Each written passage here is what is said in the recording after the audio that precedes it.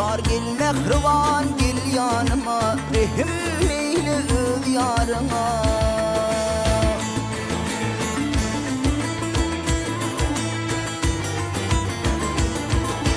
Cevalıdır ışkın dolu, gelmek bir sevdim dolu.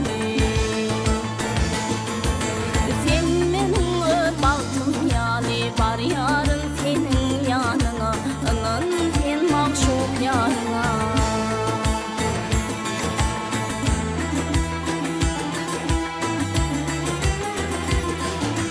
Atı batı bar yan geçi, gitme menin ara açı. Kömür kuşun sana açık, gel mehriban gel yanıma, rehim eyle öz yarına.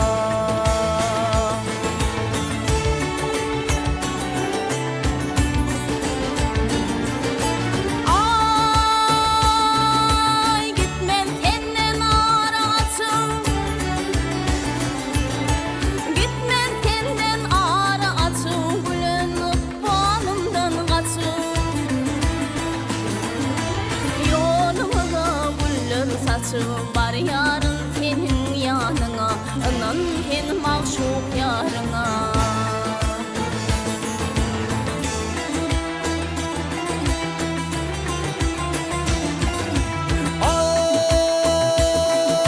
Sana takdim eder güller, taşların itipar yerler.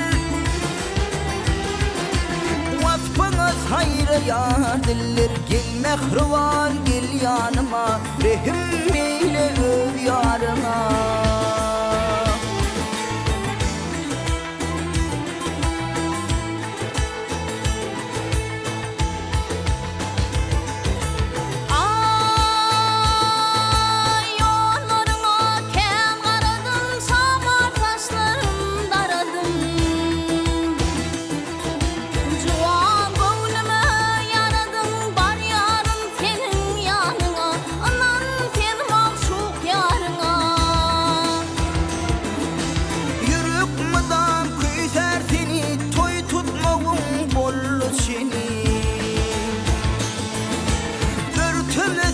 Gülüm meni, gel mehriban gel yanıma, rehim